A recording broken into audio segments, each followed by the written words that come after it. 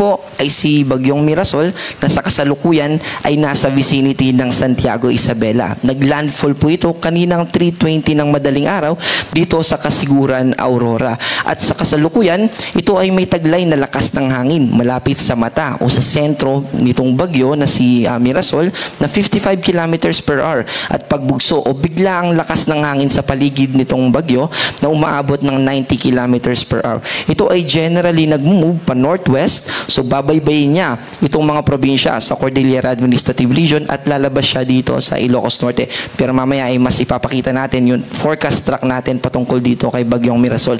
Dahil sa epekto nitong si Bagyong Mirasol, meron tayong mga nakataas na tropical cyclone signal number 1 na ipapakita din natin sa susunod. Bukod dito kay Bagyong Mirasol ay yung southwest monsoon ay nakakaapekto rin sa malaking bahagi ng ating bansa.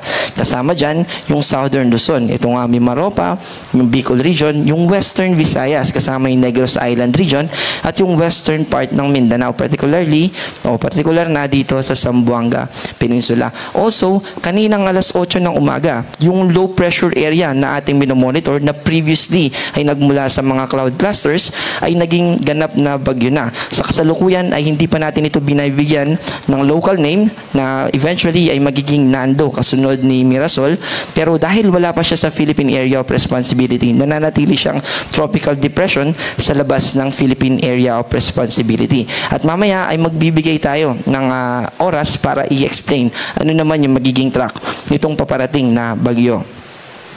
Ito yung forecast track ni Bagyong Mirasol. Sa kasalukuyan, ito ay nasa probinsya ng Isabela. At kung mapansinin natin yung kanyang forecast track, babaybayin niya yung ilang probinsya sa Cordillera Administrative Region at lalabas siya dito sa Ilocos Norte mamayang gabi.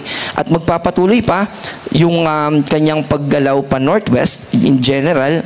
And by the way, ito ay mas lalakas pa pagdating niya dito sa Ilocos Norte. So from tropical depression, ito ay magde-develop pa into tropical storm. And then yung paggalaw niya na patuloy papalayo sa ating bansa ay bali Thursday ng afternoon or umaga, 8 a.m. ng bukas ay nasa labas na ito ng Philippine Area of Responsibility at magpapatuloy siya pa northwest papunta sa southern portion ng China.